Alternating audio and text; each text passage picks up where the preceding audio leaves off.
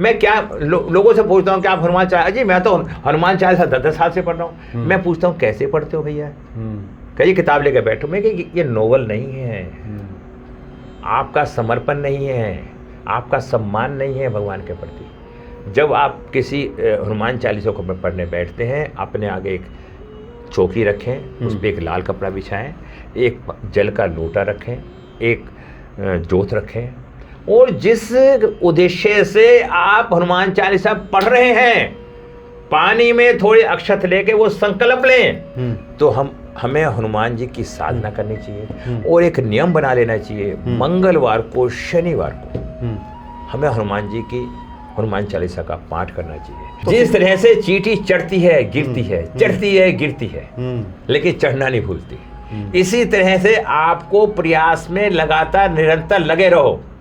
जीवन ही हमें प्रयास के लिए मिला है। जानवरों में हम और पक्षियों में और हमारे में क्या फर्क है कि हम उसे आगे बढ़ने के लिए प्रयास कर सकते हैं, तो हमें वो प्रयास करना। जी हाँ जी। मैंने फुटपाथों पे मैंने कपड़े बेचे हैं, अपनी सच्चाई बताना चाहता हूँ। सच्चाई से कभी मुंह मत चढ़ाना, जो सच्चाई से मुंह चढ़ाएगा वो कभी जीवन में कामयाब नहीं हो पाएगा। अपने अतीत को देखोगे तो आप हमेशा ऊपर जाओगे। मेरा स्कूल में नंबर आ गया, बीएड में मेरा नंबर आ गया, ठीक है, मैं पास, मेरा फर्स्ट क्लास से पास भी हो गया, सब कुछ हो गया। मैं एक दिन बैठा सोच रहा था, तेने बीएड क्यों करी? बीएड की तो जरूरत नहीं थी, तू व्यापार कर रहा है, तू नौकरी नहीं कर सकता। बहरहाल मैंने गवर्नमेंट नौकरी के प्रयास करे 2-4, मेरा एक नंबर से रुक गया। फिर मैंने देखा हनुमान जी के प्रति हमने एक अध्ययन करा। हनुमान जी का जो नाम है, कभी क्या किसी ने नोट करा है? नहीं करा होगा। हनुमान जी का नाम भी 9 नंबर पे आता है। ईश्वर वाइब्रेशन उस व्यक्ति को वो ही दे के भेजता है जिस योग्य उसे उससे कर्म करवाने होते हैं। इस संसार में जितने भी लोग हैं, ईश्वर ने हर व्यक्ति को अपना अपना कर्म दे के भेजा है, उस कर्म के लिए पृथ्वी पे भेजा है। आग पानी का काम नहीं कर सकती और पानी आग का काम नहीं कर सकता। जय सिया राम। सब सुख लहे तुम्हारी सरना, तुम रक्षक काहू को डरना। हनुमान जी की प्रसन्नता से भक्तों के जीवन में सब संभव हो जाता है। मनुष्य के जीवन की राह आसान हो जाती है। जो दुर्गम लगता था जीवन में, वो सब सुगम होने लगता है। हनुमान जी की महिमा बताने के लिए आज एक महत्वपूर्ण शख्सियत हमारे सामने उपस्थित हैं। आप पंडित बृजभूषण शर्मा जी हैं, स्वागत है आपका। नमस्ते सर। जय सिया राम। आप वैदिक ज्योतिष के भी जानकार हैं, लोसो ग्रिड पे भी आप काफ़ी काम करते हैं, पढ़ाते भी आप हैं, अध्यापक हैं। जी जी जी। और वास्तु के भी आप जानकार हैं। जी जी।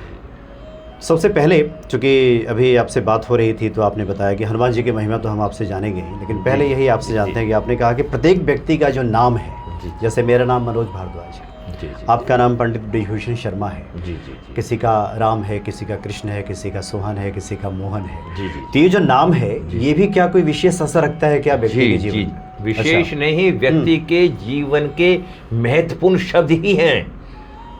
ये एनर्जी है। अच्छा। हमारा जीवन टोटल एनर्जी पे डिपेंड करता है। अब हम समय पहले मैं अपने जीवन की एक छोटी सी कहानी बताता हूँ कि मैं आध्यात्मिकता में क्यों आया, कैसे आया। अच्छा। और इसमें मैं एक कामयाब क्यों हो पाया। हर व्यक्ति का उद्देश्य कामयाब होना होता है। बिल्कुल। तो कामयाबी के पीछे बहुत लोगों का हाथ होता है। तो उसमें कुछ अपने भी होते हैं, कुछ सलाहकार होते हैं और कुछ साइंटिफिक तथ्य भी होते हैं। जब लॉकडाउन हुआ तो लॉकडाउन पे समय ही समय था और मेरा ध्यान ज्योतिष के प्रति था। ये 2019 की बात है? 2019 से 2020। अच्छा। लॉकडाउन 2020 में लगा था और क्योंकि मुझे वो तारीख भी याद है। मैंने 14 तारीख को मैंने एक ज्योतिष का प्रोग्राम करवाया था अपने एरिया में। अच्छा। और 21 तारीख को लॉकडाउन की डिक्लेरेशन हो गई थी। तो 22 तारीख को हो गया था। तो जब मेरे मन में भाव आया, समय था, मैंने वेदों का ज्ञान किया, आध्यात्मिक ज्ञान लिया, फिर मैंने हनुमान जी पे थोड़ा अध्ययन किया और उसके बाद मैंने गीता को भी थोड़ा पढ़ा और मैंने रामायण को भी पढ़ा। तो मैंने देखा कि हर चीज़ में एक सब्जेक्ट पे वर्णन है। एक सब्जेक्ट से हम कामयाब नहीं हो सकते। गीता में सब कुछ है, झूठ नहीं।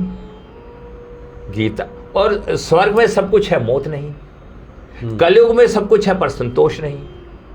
तो हर चीज का अलग अलग स्टेप है। हम खाली गीता पे पढ़ के भी जीवन को नहीं चला सकते।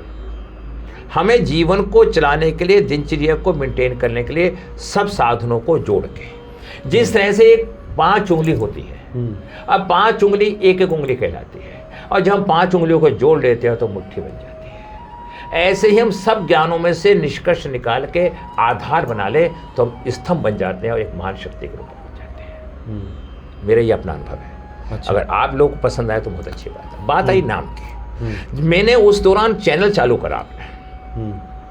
देखिए, मैं इसमें संकोच नहीं करता। मैंने निमोलॉजी का चालू करा, लोशो को चालू करा, मेरे काफ़ी भक्त थे, तो मैंने नाम लिखा। मेरा नाम है पंडित ब्रजभूषण शर्मा। मैं ब्रज फ्यूचर पॉइंट के साथ, मैं फ्यूचर पॉइंट के साथ जुड़ा हुआ हूँ। तो हमने अपनी चर्चा करी अरुण बंसल जी से, गुरुजी मुझे कोई अच्छा सा नाम बताओ। तो उन्होंने कहा पंडित जी ये भी कोई बात है, ब्रज फ्यूचर पॉइंट कर दो। उन्होंने मुझे अच्छा मतलब नहीं लगा। 2020 के पहले आपका ये नाम नहीं था? कुछ और नाम था? उससे पहले मेरा चैनल नहीं था।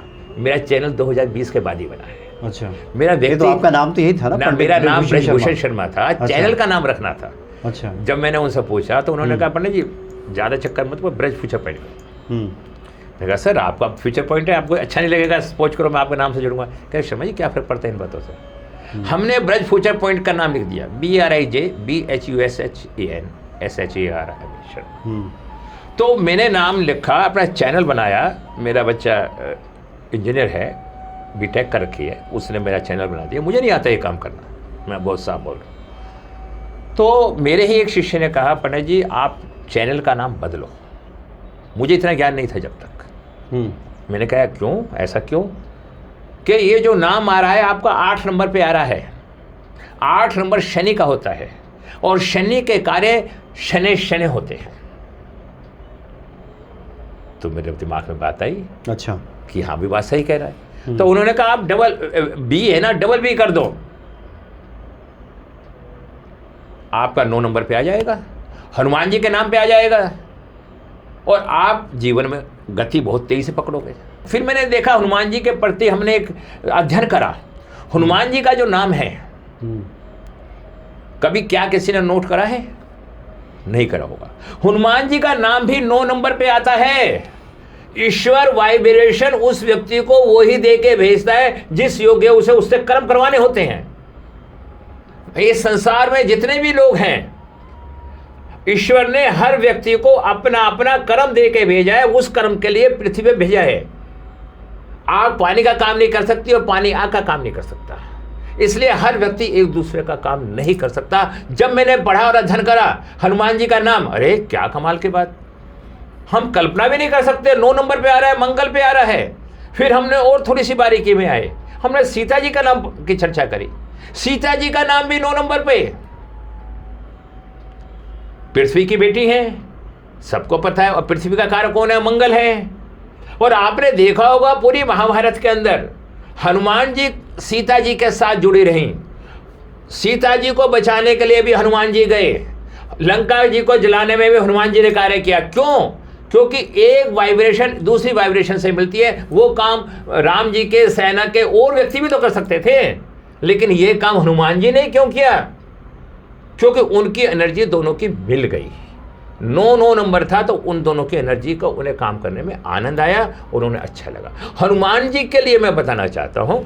अच्छा, पहले थोड़ा ही बताइए, जो कि आपको जो लोग सुन रहे हैं अभी, उनके मन में सवाल आएगा ना कि आपने तो 9 नंबर की महिमा बता दी, अब किसी का 6 पे आएगा, किसी का 5 पे आएगा, 1 पे आएगा, तो फिर ऐसा तो हर व्यक्ति का किसी न किसी अंक पे रहेगा। तो आप क्या कहना चाह रहे हैं? सब लोग 9 कर लें कि ठीक है? और सब हाँ, आपने बहुत अच्छा बात बताई। इसका हम कैसे निष्कर्ष करते हैं? हाँ बिल्कुल, हाँ, मेन बात ही है कि हाँ, जो लोग सुन रहे हैं आपको उनको लगेगा कि वो क्या करें। हम अपनी डेट ऑफ बर्थ देखें, उसमें मूल्यांक देखें, अच्छा, और भाग्यांक देखें।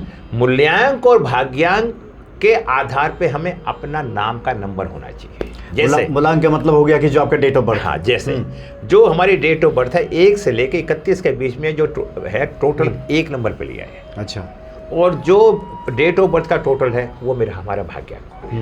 अब फॉर एग्जाम्पल दे रहा हूं मैं आपको, ऋतिक रोशन जी का एग्जाम्पल दे रहा हूँ, उनका 5 और 2 है। अच्छा, 5 हो गया मूलांक और 2 भाग्यांक। एक मिनट, उसमें कंफ्यूजन हो रहा है। अच्छा, उनका 5-2 है। हाँ, जब तक उन्होंने तरक्की नहीं करी, वो एक न्यूमरोलॉजिस्ट के पास गए बॉम्बे में, उनका नाम 2 नंबर पे आ रहा था। अच्छा। 5 और 2 शत्रु हैं। हमारी ज्योतिष जगत के अंदर, न्यूमरोलॉजी के अंदर बड़े बड़ों ने यह बता रखा है कि 5 और 2 की शत्रुता नहीं है। और मैं आज आपको यह बताना चाहता हूं, सबको इस चैनल के माध्यम से मैं धन्यवाद दूंगा कि सत्य के मार्ग का आदमी को विश्लेषण करना चाहिए। 5 नंबर बुध का है और 2 नंबर चंद्रमा का है। 5 और 2 शत्रु हैं, 2 नंबर की नाजायज संतान है बुध। 5 नंबर अगर नाजायज संतान हो गया, अगर उसका नंबर एक साथ कोऑर्डिनेशन होगा तो उनके क्या विचार मिलेंगे?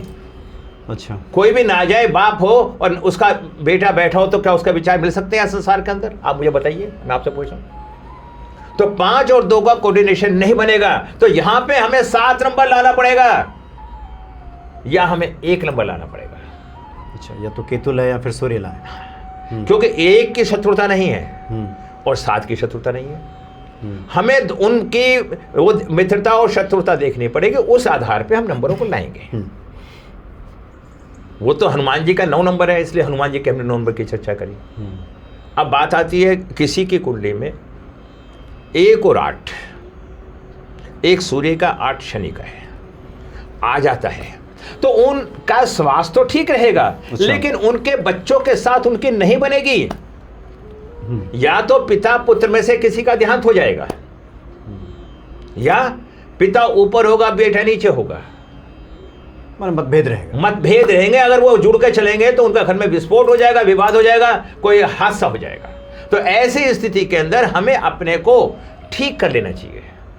हम नंबर तो नहीं बदल सकते, हम डेट ऑफ बर्थ तो नहीं बदल सकते, ना खरीद सकते, कोई नहीं कर सकते, लेकिन हम बुद्धि से दशा बदल के दिशा को बदल सकते हैं। हमें ये लग रहा है कि ये चीज गलत है हमारे लिए, तो उस चीज को हम छोड़ सकते हैं और हम सही मार्ग पे जा सकते हैं। हम ज्योतिष क्या समझाते हैं, ज्योतिष है क्या? अगर आप बुरा ना माने, मैं थोड़ा सा ये बात बताना चाहता हूं। ज्योतिष है क्या? ज्योतिष एक ज्ञान है, दिशा निर्देश है। ज्योतिषी कोई जादूगरी नहीं, पंडित कोई जादूगर नहीं है। पंडित जो होता है वो आपको आध्यात्मिक ज्ञान देता है, जिसके आधार पे आप अपनी दशा को बदल के अपने को ठीक कर सकते हैं। पंडित के कहने से, पंडित ने कहा कि आने वाले 3 महीने बरसात के हैं, तो पंडित जी ने बताया कि 3 महीने खराब है, तो वो सावधानी से चल सकता है। रोड पे कहीं जा रहा है, गड्ढा खदा हुआ है, तो बता सकता है आगे गड्ढा है, तो गाड़ी को वो दूसरे डायरेक्शन से लेके जा सकता है। बरसात आ रही है, बरसात आनी बंद नहीं होगी, लेकिन पंडित जी के बताने पे या घर के किसी व्यक्ति के बताने पे छतरी लेकर सब पार करेगा तो आसानी से पार कर लेगा। मतलब जीवन में इसका उपयोग इस्तेमाल कर सकते हैं। मतलब ये दिशा है। हाँ। एक हम लोग थोड़ा क्रमशः बात करें तो ये स्पष्ट होता जाएगा। ये आपने कहा कि 2020 में आपने बहुत करीब से देखा कि नाम का बड़ा महत्व होता है। नाम को अगर ठीक कर लिया जाए, मूलांक के साथ भाग्यांक को अगर मैच करा दिया जाए, शत्रुता वाले ग्रह ना हो, तो फिर आपके जीवन में कामयाबी मिलेगी। तो जिन लोगों का असंतुलन है, अब क्या करना चाहिए उनको? देखिए, उन लोग को ज्ञान नहीं है, तो फिर क्या क्या ज्ञान है? उन्हें ज्ञान के लिए कम से कम अगर वो व्यक्ति 2 पैसे खर्च कर सकते हैं तो किसी अच्छे ज्योतिषी न्यूमरोलॉजिस्ट से या ज्योतिष से मिले, या वो उनका गुरु अच्छा है तो उसका अध्ययन करें। आज YouTube पे सब कुछ है, उनमें लगन होनी चाहिए। अगर हमारे में लगन है तो हम हर चीज़ में सफलता प्राप्त कर सकते हैं।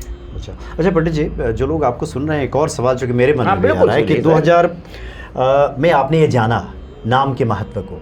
वैसे तो राम नाम की महिमा के बारे में तो संतों ने हमारे नाम महिमा, तो सबके नाम की महिमा है, ये आपने 2020 में जाना। लेकिन उसके पहले से तो आप लोसो ग्रिड है, वैदिक ज्योतिष है, वास्तु है, इस पे काम करते आ रहे थे। मैं तो क्या वहाँ से फिर इसकी आवश्यकता क्यों पड़ गई आपको? आपने बहुत अच्छा सवाल किया।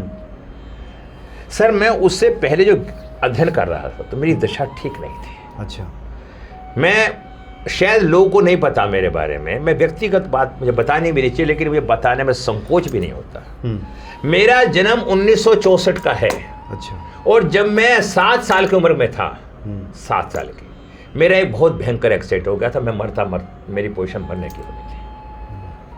मेरी पोजीशन डॉक्टरों ने मतलब पैर काटने तक की नौबत आ गई थी। वो जैसे जैसे संघर्ष करके मैंने जीवन के 15 साल तक व्यतीत करे, मैंने आप घर वालों के प्रयास से, ना पैसे की स्थिति थी और ना वैसी स्थिति थी, तो संघर्ष में हुआ। फिर मेरा रुझान झुकाव अपनी परेशानियों को देखते हुए ज्योतिष में आया। अच्छा। कि इससे कुछ मिले, क्योंकि मेरे पे कोई साधन नहीं था, मेरे पे पैसे खर्च करने का साधन नहीं था, किताब लाने का साधन नहीं था। तो मैं टीवियों पे देखता था, उस टाइम अनिल वैद्य जी टीवी पे आते थे, मैं उनके चैनल को बड़ा देखता था और मुझे बड़ा उनके प्रति एक प्रेम हो गया था, उनकी ज्ञान की बातें सुन सुन के। तो कुल मिला के मैं आपको ये कहूँगा, आपका जैसा नेचर है वैसी चीज़ें आप ग्रहण करने शुरू कर देंगे। ये भगवान ने मुझे उस फील्ड में भेजने का प्रयास किया, तो मुझे वो सब चीज़ें मिलने लगी, वो सब चीज़ें अट्रैक्ट होने लगी। हाँ, अब सुनिए, इसके साथ एक नई बात और जोड़ देता हूँ। मैंने एजुकेशन ली, एजुकेशन लेने के बाद मेरा बीएड में नंबर आ गया। तो मैंने कहा मैं बीएड क्या करूँगा करके, मैं व्यापार करता था उस दौरान। अच्छा। मैं बहुत छोटे स्केल पे व्यापार करके मैंने अपने जीवन पालन करा। मैं ये नहीं कह चाहता, मैंने फुटपाथों पे मैंने कपड़े बेचे हैं। अपनी सच्चाई बताना चाहता हूँ, सच्चाई से कभी मुंह में मत चढ़ाना। जो सच्चाई से मुंह चढ़ाएगा वो कभी जीवन में कामयाब नहीं हो पाएगा। अपने अतीत को देखोगे तो आप हमेशा ऊपर जाओगे। मेरा स्कूल में नंबर आ गया, बीएड में मेरा नंबर आ गया, ठीक है, मैं पास, मेरा फर्स्ट क्लास से पास भी हो गया, सब कुछ हो गया। मैं एक दिन बैठा सोच रहा था, तेने बीएड क्यों करी? बीएड की तो जरूरत नहीं थी, तू व्यापार कर रहा है, तू नौकरी नहीं कर सकता। बहरहाल मैंने गवर्नमेंट नौकरी के प्रयास करे 2-4, मेरा एक नंबर से रुक गया, जो भी खा मेरा भाग्य था। तो मैं कल्पना करता था कि मैंने बीएड क्यों करी। चलो समय निकलता चला गया, और आप विश्वास करना 2020 में ऐसा माहौल बना कि मैं एकदम से टीवी के सामने आ गया और मैंने ज्योतिष को पढ़ाना शुरू कर दिया। अच्छा। तो मैंने जब कहा, हे प्रभु तुम्हारी क्या इच्छा थी, तुम्हें मुझे कौन सी लाइन में लाना था, क्योंकि भगवान ने हर व्यक्ति को कोई ना कोई काम देकर भेजा है। तो उस दिन से मैं एज ए आचार्य की मुझे उपाधि मिल गई, डिग्री मिल गई, और मैं ज्योतिष पढ़ाने लगा। आज ईश्वर कृपा से मेरी लोशो ग्रिड में लगभग 55-60 हज़ार मेरे सब्सक्राइबर हैं, और आज पूरा हिंदुस्तान, पूरा विश्व में लोग मुझे जानते हैं, पहचानते हैं, मुझ जैसे एक साधारण व्यक्ति को जिसने कभी कल्पना भी नहीं करी थी। और मैं आज उस हनुमान जी की कृपा से, हनुमान जी का ही दिन है, और मैं आपके दरबार में आया, आपके चैनल पे आया, मुझे बड़ा अच्छा सौभाग्य आया। ये हनुमान जी की कृपा है मेरे ऊपर, ये मुझे बड़ा अच्छा लग रहा है आज। अच्छा, हनुमान जी की महिमा से कब परिचित हुए आप? दोस्तों, कुछ लोगों को मजाक लगेगी और कुछ सच्चाई होगी। मेरे जीवन में 8 एक्सीडेंट हुए हैं, ज़्यादा नहीं, बस 8। पंचवर्षीय योजना थी, इंदिरा गांधी जी ने पंचवर्षीय योजना बनाई थी, वही मेरे पे लागू थी। हर 5 साल में एक एक्सीडेंट। अच्छा। और हर बार मरते मरते बचना। एक एक्सीडेंट में मेरी उंगली कट गई। ओह, अच्छा। लोगों के हाथ कट जाते हैं, मेरी उंगली पे बच गई। तो जिस एक एक्सीडेंट ऐसा हुआ, भयंकर एक्सीडेंट हुआ कि मैं किसी की मदद करने के लिए गया, मुझे अंदाज़ा नहीं था, मैं कुछ नीडर नेचर है, मंगल वाली, मेरा मंगल अपने घर का है, अपनी राशि का है, तो एक नीडरपन रहा मेरे में। तो मैं उनके घर पे गया, जा रहा था, रात का टाइम हो गया था, जबकि वो सज्जन मेरे पास से उठ के गए हैं 8 बजे। देखिए सच्चाई क्या होती है। मैं उन्हें कुछ बात नहीं कह पाया, संकोच के वशीभूत। मुझे कुछ उनसे काम था, तो मैं उनके घर गया, वो मेरे घर के पास ही रहते थे। मैंने जैसे ही उनका दरवाज़ा नॉक करा, दरवाज़ा खुला था, और मैंने जैसे ही दरवाज़ा खोला कि पैर रखा, और मैं एकदम से गड्ढे में गिर गया। अब आप किसी के घर में जा रहे हैं, ये तो किसी को अनुमान नहीं है कि आगे क्या होगा, कोई भी व्यक्ति हो सकता है, कोई व्यक्ति हो सकता है। मैं गड्ढे में गिर गया। गड्ढे में गिर के मैं 10 फुट गहरा गड्ढा था, लैट्रिन के लिए, सेफ्टी टैंक के लिए उसने खुदवा रखा था, उसके यहाँ काम चल रहा था। खैर बहुत बुरी स्थिति हुई, गिरते ही मेरे टांग टूट गई है, इमीडिएटली एक्सीडेंट हो गया, घटना कर गया। खैर वो घबरा गया, जिसके यहाँ मैं गया, अंधेरा हो रहा।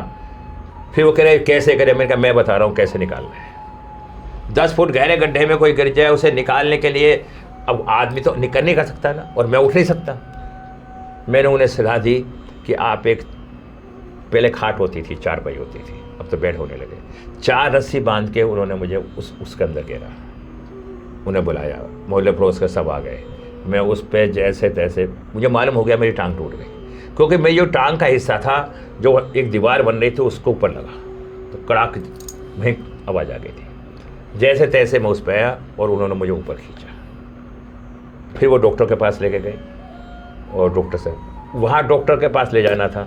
डॉक्टर के पास जाने के 1 घंटे बाद ही मैं बेहोश हो गया, टांग टूट गई। डॉक्टर ने वेट वगैरह सब लटका दिया, बेहोश हो गया, कोमा में चला गया।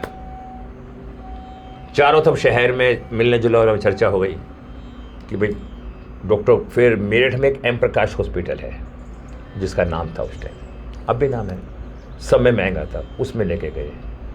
तो वहाँ पे डॉक्टरों ने कहा कि ये बचना 5% है। और आप सोच सकते हैं कि 5% क्या होता है, वो तो आश्वासन हुआ।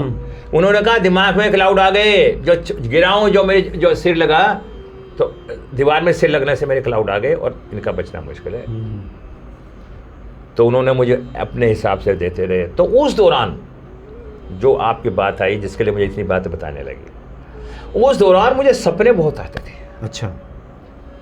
मुझे सपनों में ऐसा दिखाई दिया कि हनुमान जी हैं। जब हम बच्चे की उम्र में थे, हम छोटे थे, तो हम थोड़े, हर आदमी उत्पाती होता है और हमारा मंगल पर्वल है, तो हम मंदिर में से जाकर प्रसाद भी उठा लाते थे, थोड़ा पंडित जी को तंग भी कर लेते थे, वो हमारा एक नेचर था। तो हमें ऐसा लगा, हनुमान जी कह रहे हैं बेटा ये तुम गलत काम करते हो। मतलब हमारे मन में एक प्रेरणा आई और हमें साक्षात हनुमान जी ने मुझे हमसे दर्शन दिए। सपने में मैं सब चीज़ देख रहा हूँ। और मैं झूठ नहीं बताऊंगा, बच्चे थे उस टाइम, हम बहुत कमज़ोर थे, तो हमारे में अपनी बॉडी बनाने के लिए ताकतवर हो तो हम एग खा लेते थे। तो उन्होंने कहा कि ये तुम सब बंद करो, ठीक है। तो उन्होंने मुझे बहुत प्रेरणाएं दी सपने में। और जैसे जैसे डॉक्टर डिक्लेयर कर दिया था, मुझे 1 महीना कोमे में रहा। 1 महीना, आप सोच सकते हो 1 महीना कोमे में रहने के बाद आदमी का बचना असंभव ही है। बच जाएगा तो कोई ना कोई फिजिकल बीमारी, डॉक्टर ने कहा बच भी गया तो कोई ना कोई बीमारी हो सकती है, पैरालिसिस, कुछ भी, एक्सपायरी, कुछ भी हो सकता है। लेकिन ईश्वर की कृपा रही कि मैं ठीक ठाक अपने घर आया। और कुछ दिन मुझे बातें, मैं भूल रहा था कुछ बातें, वो उन्होंने दवाई दी मुझे, तो मैंने दवाई खाई तो सब कुछ ठीक हो गया। और मैंने उस दिन से होश में आते ही मेरी जो सारी प्रक्रियाएं थी मैंने सारी बंद कर दी और हनुमान जी के प्रति समर्पित हो गया। और वो दिन और आज का दिन, हनुमान जी ने मुझे वो सब चीज़ दे दी जो एक आदमी चाहता है। मेरा एक टर्निंग पॉइंट बना। अच्छा, मतलब संकट मोचन की शरण में आने के बाद ये जो पंचवर्षीय जो दुर्घटनाएं होती थी वो सब बंद हो गई, वो बंद हो गई। मैं आपको बताना चाहता हूँ, एक बार मैं शमशान घाट पर पहुंच गया सपने में, चल के, मतलब नींद में ही। अच्छा, मतलब नींद में उठ के, नींद में ही, हाँ। एक बार मैं नींद में चलता चलता, मैं जैसे कोई डंडा लेकर कोई मेरे से लड़ने आ रहा है, मैं उससे लड़ रहा हूँ तो मैं कांटों फंस गया। मैं जब मेरी आँख खुली, मैं देख रहा हूँ चाहता हूँ कांटे, मतलब मेरे पे ऊपरी ऊपरी कब तक कितने क्या क्या असर हो रहे थे। लोग कहते थे इस पर तो भूत आ गया, मतलब क्या क्या जो कुछ होते थे। लेकिन यार मैं बालाजी गया, वहाँ जाके मैं सोचा मेरे पे शायद कुछ, मुझे भी डाउट होने लगा, मेहंदीपुर मुझे भी डाउट होने लगा कि शायद कुछ हो गया मेरे पे। तो लेकिन ईश्वर की कृपा से वो दिन और आज का दिन, ना मैं चलता हूँ और ना मैं कुछ करता हूँ, और सेवा में लग गया हूँ। और इतनी सेवा करता हूँ, जिस पे पैसे होते हैं उसकी भी सेवा करता हूँ, जिस पे नहीं होते हैं उसकी भी सेवा करता हूँ। मतलब मेन टारगेट मेरा पैसा नहीं होता, समर्पण होता है। मैं भी आज अगर समाज में मैं जुड़ा हूँ, मेरा एक छोटा जो भी स्थान बना हुआ है वो समर्पण से है। मैं उस फ्यूचर पॉइंट से जुड़ा 2018 में, और वो जिस दिन से मैं जुड़ा हूँ वहीं से जुड़ा हूँ। मैं, मेरे आदरणीय गुरु जी अरुण बंसल जी हैं, उन्हें मैं मन से दिल से ही मानता हूँ। उन्हें मैं आध्यात्मिक गुरु भी मानता हूँ और उन्हें मैं अपना व्यापारिक गुरु भी मानता हूँ। तो मैं आज भी उनके साथ ही जुड़ा हूँ और हम ये कार्य करते हैं। अच्छा पंडित जी, चूँकि आपके पास तो बहुत से अनुभव हैं, काफ़ी लंबी बातें हो सकती हैं, लेकिन इस कड़ी में हम चाहते हैं कि बहुत सारे लोग जो इस जीवन में परेशान हैं, दुखी हैं, ऐसे लोगों को क्या बताएंगे कि हनुमान जी की शरणागति, समर्पण पे आप काफ़ी जोर दे रहे हैं तब से, किस प्रकार से हो, कुछ उपाय जो आपके ध्यान में आ रहा हो? देखिए, बहुत अच्छे सवाल हैं आपके। सब में पहले तो हमें अपनी मानसिकता को एकाग्र करना है। हम किसी भी आसन में बैठे, हमें मूलाधार चक्र को एक्टिवेट करना है। अच्छा। हमारे शरीर में 7 चक्र हैं। जब तक हमारे चक्र एक्टिवेट नहीं होंगे हम कहीं भी समर्पित नहीं हो पाएंगे। आज मैं आपको एक नई बात और बताता हूँ। अगर आपका मूलाधार चक्र सही नहीं है, आपका मन ही नहीं लगेगा, आपका पूजा में मन नहीं लगेगा, आप मंदिर में जाएंगे जब भी पूजा नहीं कर पाएंगे, आप बैठेंगे बैठ ही नहीं पाएंगे। मतलब आप आसन पे बैठ नहीं पाएंगे, क्योंकि मूलाधार सबसे जो नीचे है, गणेश जी का जो स्थान है, जो गणेश जी का स्थान है, तो उसको हम अगर एक्टिवेट कर लेते हैं फिजिकली, रीढ़ की हड्डी ठीक कर लेते हैं, तब हमारा दिमाग एकाग्र होना शुरू हो जाएगा। और जब हमारा दिमाग एकाग्र होगा तो हमें हनुमान जी की साधना करनी चाहिए। और एक नियम बना लेना चाहिए, मंगलवार को, शनिवार को हमें हनुमान जी की हनुमान चालीसा का पाठ करना चाहिए। मैं क्या लोगों से पूछता हूँ कि आप हनुमान चालीसा, अजी मैं तो हनुमान चालीसा 10 साल से पढ़ रहा हूँ। मैं पूछता हूँ कैसे पढ़ते हो भैया?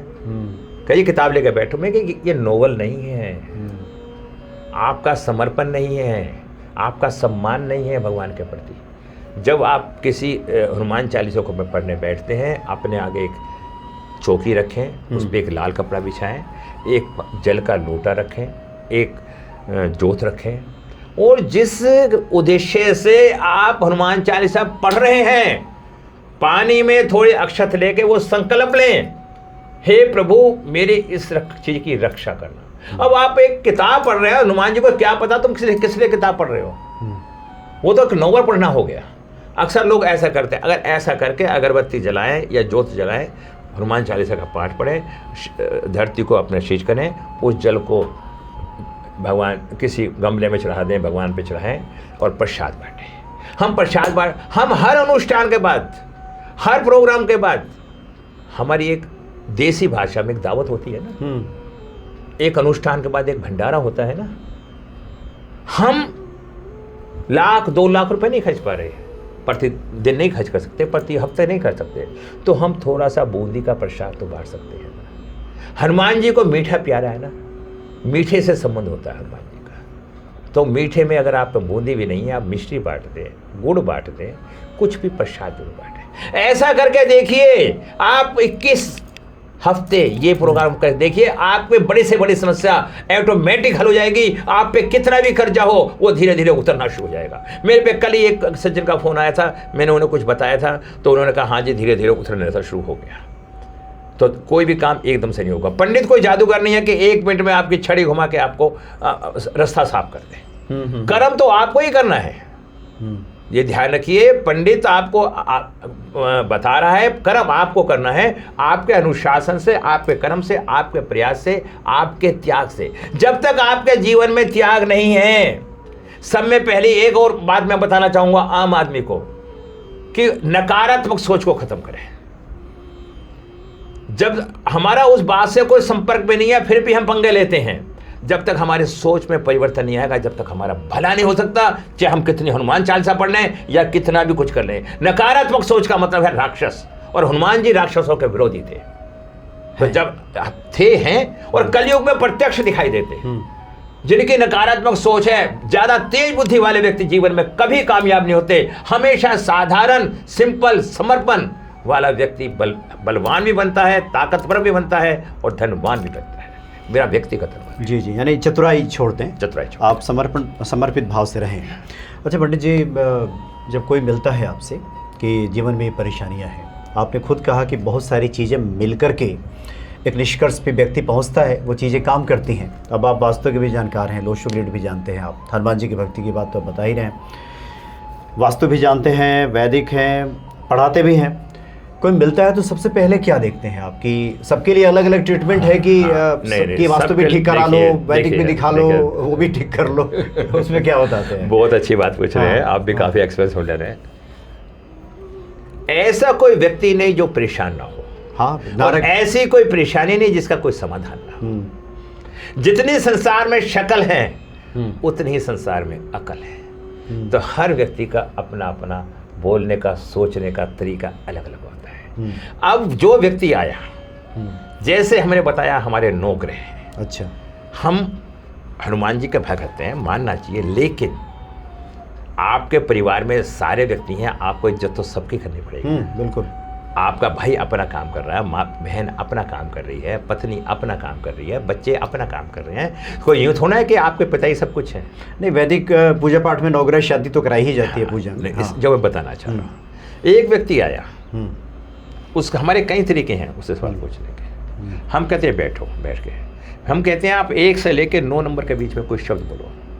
मैं ये बात सिखा भी रहा हूँ सबको, आप भी प्रयास कर सकते हैं। अब सपोज करो हमारे पास राजीव जी बैठे हैं, आप क्या नंबर बताएंगे? आप 1 नंबर बोलिएगा। नहीं। आप देखें इन्होंने 9 नंबर की बात करी, मंगल की बात करी, तो या तो इनका घर से अच्छा झगड़ा करके आया। अच्छा, ये नंबर से आप पकड़ते हैं कि ये या तो झगड़ा करके, हाँ ये नंबर जो बोला, हाँ, या इनकी कहीं लड़ाई हुई है। अच्छा, या इन पे कोई कर्जा है जिसके लिए परेशान हो रहे हैं। अच्छा, तो हम ये बातें उनसे पूछेंगे। तो ये 9 नंबर कर्जे को भी बता। हाँ हाँ, अच्छा, हम इनसे सारी बातें पूछेंगे तो वो उनमें से एक बात ओके कर देगा। क्योंकि जो नंबर वो बोलेगा उससे संबंधित, क्योंकि एनर्जी का खेल है। राजीव जी आपको 6 बोलते तो क्या करते हैं? हाँ, तो शुक्र, इनकी पत्नी से झगड़ा। तो पत्नी झगड़ा हो? हाँ, अच्छा, पत्नी से लड़ाई होके आई है, पत्नी ने कुछ कह दिया, नाराज होकर आए हैं।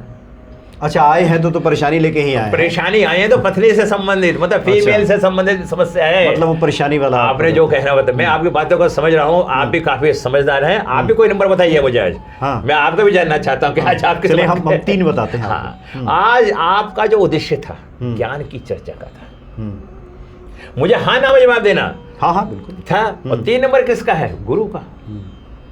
आज आप मन सुबह से एक मन बनाए बैठे थे, मुझे ज्ञान की चर्चा करनी है। तो अभी आप बता रहे हैं कि ये जो नंबर है, कोई व्यक्ति बताता है तो पता चलता है कि उसकी मन स्थिति क्या है, उसके भीतर क्या चल रहा है। जी। उसके बाद इसका समाधान। तो फिर समाधान की दिशा में इसलिए पूछ रहे हैं आपसे कि बहुत से लोग परेशान हो जाते हैं कि हमें क्या कराना चाहिए।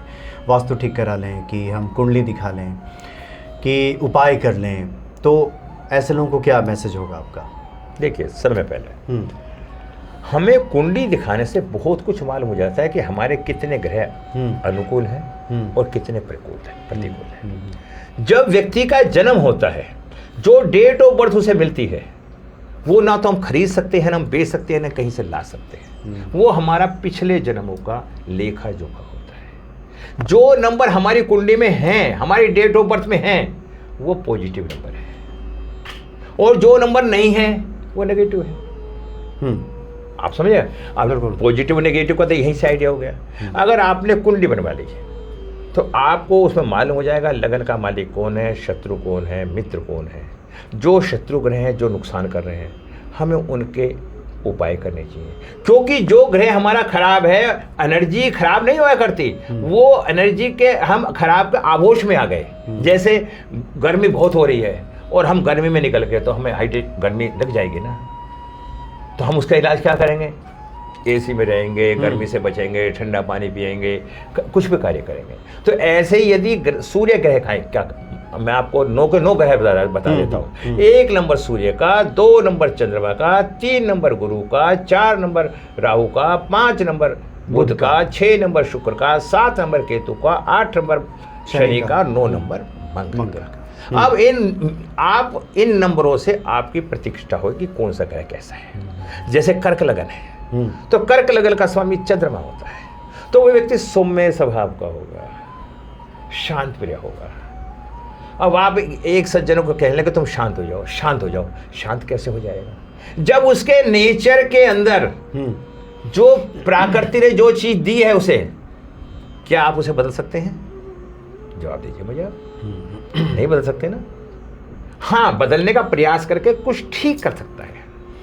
लेकिन देखिए पंडित जी, आपसे भी लोग बात करते होंगे, क्योंकि देखिए हमारे शास्त्रों ने कर्म को तो सिद्धांत कहा है कि ये सिद्धांत है। पूजा पाठ को, बाकी चीज़ों को सिद्धांत की श्रेणी में नहीं रखा। इसलिए नहीं रखा कि सिद्धांत का मतलब होता है कि जो एक के साथ फलित होगा वो सबके साथ फलित होगा। अब थोड़ा सा हम चाहते हैं कि लोग ये समझ जाएं, स्पष्ट हो जाए कि उसमें कर्म का रोल कितना है। जैसे आपने कहा कि अगर चंद्रमा किसी का दूषित है, ठीक नहीं है, तो उसका मन अशांत होगा, तो फिर वो तो फिर कर्म का स्थान फिर तो गया। फिर आपने बहुत अच्छा सवाल करा है, लेकिन आपकी उस शब्द की शुरुआत भी नहीं है और उसका अंत भी नहीं है। जब तक शुरुआत का और अंत का हमें नहीं पता होगा तो वो ज्ञान का होना ना होना व्यर्थ है। अब आपने कहा, मैंने कहा कि चंद्रमा खराब है, तो चंद्रमा कैसे जज करें कि चंद्रमा क्यों खराब है, कहाँ से खराब है? चंद्रमा आज खराब नहीं हुआ आपका। नहीं, हम ये आपसे इसलिए जानना चाह रहे हैं मैं जानकारी दूंगा, पूरी क्या दूंगा। कुंडली और कर्म में संतुलन हो सकता है कि क्या होगा? मेरी बात को सुनो, पूरी आपको दूंगा, आपको समझाऊंगा, और आपको भविष्य में काम भी आएगी। हम जो कर्म करते हैं, हमारा चंद्रमा खराब है, आपने कहा फिर ठीक कैसे हो? ठीक नहीं हो सकता। कुछ ठीक कह सकता, ठीक नहीं हो सकता, पर चंद्रमा खराब क्यों हुआ? अब आप ये सवाल भी करें हमसे। चंद्रमा इसलिए खराब हुआ है कि आपने वर्तमान स्थिति के अंदर गरीब व्यक्तियों को नाजायज सताया है। आपने पैसे ब्याज पे देके उनसे ज्यादा पैसे प्राप्त करे हैं। आपने वो बुरे कर्म करे हैं जिससे कि सामने वाले की मानसिकता को परेशानियां आई हैं। नहीं तो कुंडली में खराब है ना, वो तो पहले किया होगा। एक मिनट में वहां भी लेके जाऊंगा आपको।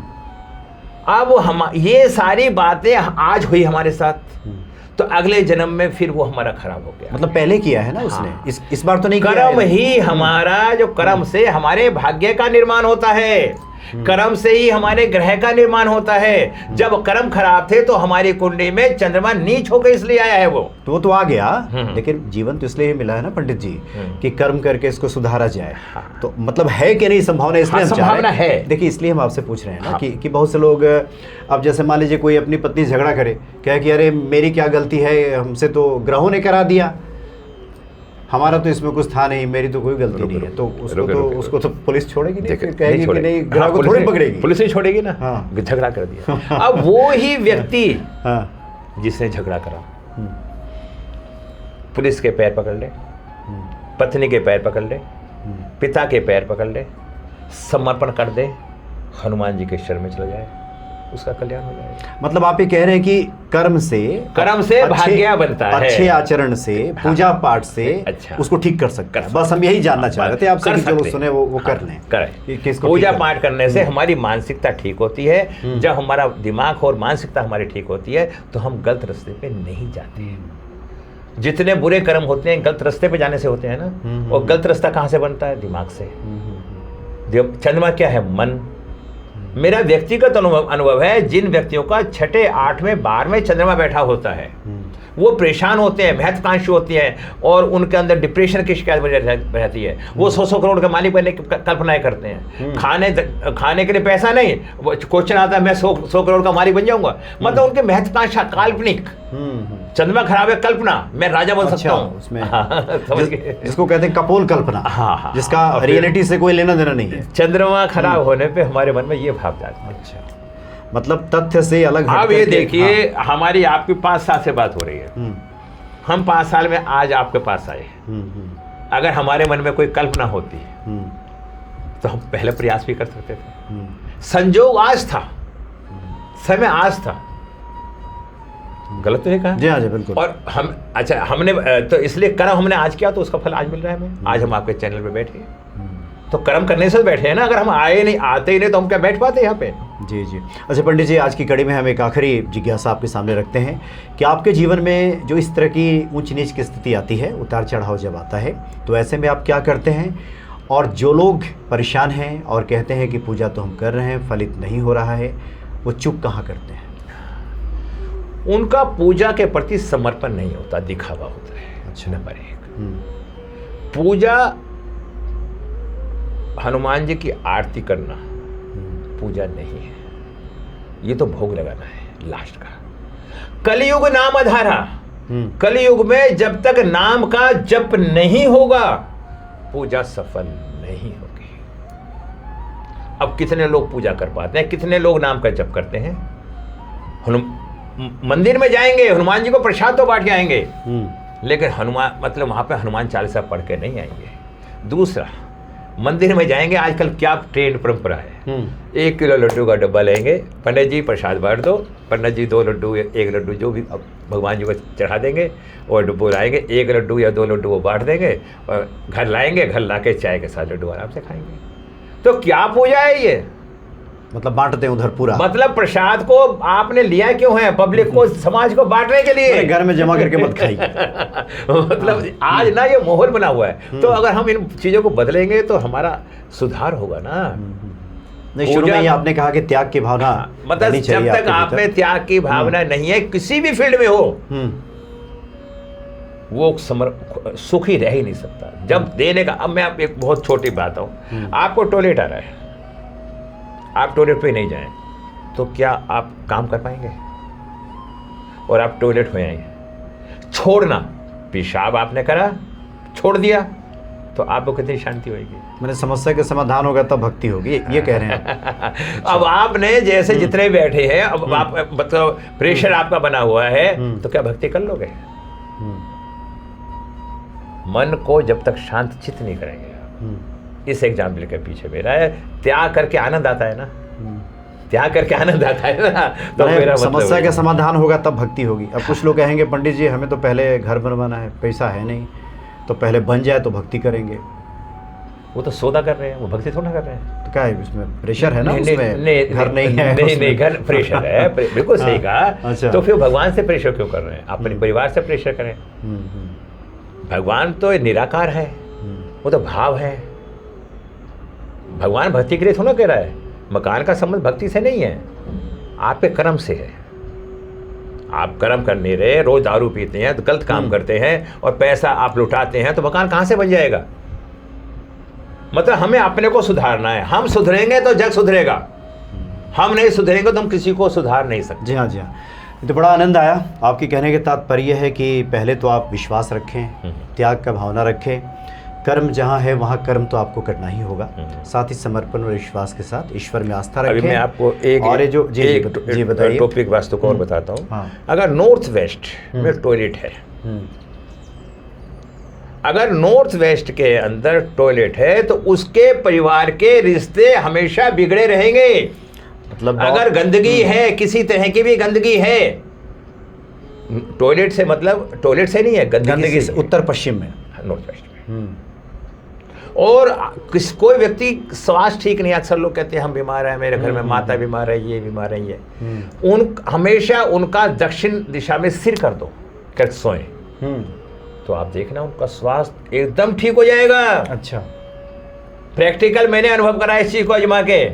मेरी माताजी की उम्र 95 है और आज से 8 साल पहले मैंने उनका कुल्हे का ऑपरेशन करवाया था। कुल्हे का ऑपरेशन करवाना कोई आसान काम नहीं होता। 95 और उनका मैंने जो सिर है दक्षिण मुखी कर रखा है, आज वो वाकर लेके चल के अपने सारा काम करती है। वो दक्षिण की तरफ सिर करके सोती हैं, उत्तर की तरफ पैर। और अगर किसी का बच्चा पढ़ाई में सफल नहीं हो पा रहा, उर्दंग करता है, दिमाग नहीं लगता, और पूरब दिशा में उसका मुंह करते हैं, उधर करके पढ़ाई करे, सोए। और अगर किसी को टेंशन लेनी है तो पश्चिम में सिर करके सोए। टेंशन इतनी भरपूर होगा, उठे सार कहेगा अजी वो भी काम था मेरा, ये भी काम था मेरा, ये भी काम था। मतलब ये सारी की सारी एनर्जी है, हम उस एनर्जी का सदुपयोग करेंगे तो हम जीवन में सफल हो जाएंगे। पंडित जी, आगे कड़ी में हनुमान जी की प्रेरणा रही तो हम लोग अन्य विषयों पे भी बात करेंगे। तो आज तो बड़ा आनंद आया, आपने अपने जीवन के बारे में बताया, अपने अनुभवों से परिचित कराया, और कुल मिलाकर ये कहा जा सकता है कि व्यक्ति का समर्पण भाव हो, लगे रहे अगर निष्ठा के साथ, तो जिस तरह से चींटी चढ़ती है गिरती है, चढ़ती है गिरती है, लेकिन चढ़ना नहीं भूलती, इसी तरह से आपको प्रयास में लगातार निरंतर लगे रहो। जीवन ही हमें प्रयास के लिए मिला है। जानवरों में हम और पक्षियों में और हमारे में क्या फर्क है कि हम उसे आगे बढ़ने के लिए प्रयास कर सकते हैं, तो हमें वो प्रयास करना। जी हाँ जी। इन्हीं शब्दों के साथ मैं विराम लगाऊंगा। आपसे बात करके बहुत अच्छा लगा, और ईश्वर की इच्छा होगी और तो हम फिर हनुमान जी के विषय में जो भी आप कहेंगे हम चर्चा करने के आपके सामने आएंगे। और मैं इसके साथ आपसे एक छोटा सा निवेदन और करूंगा कि मैं आपके चैनल के माध्यम से लोगों को ज्योतिष पढ़ा सकता हूँ। मैं पढ़ाता हूँ, मेरा यूट्यूब चैनल है। मैं न्यूमरोलॉजी पढ़ा सकता हूँ, मैं बता सकता हूँ, मैं वीडियो बनवा सकता हूँ आपके। भगवान की कृपा से, हनुमान जी की इच्छा से क्या क्या उपाय करने से हम क्या क्या समस्या हल कर सकते हैं। बहुत बहुत धन्यवाद आपका। जय श्री राम।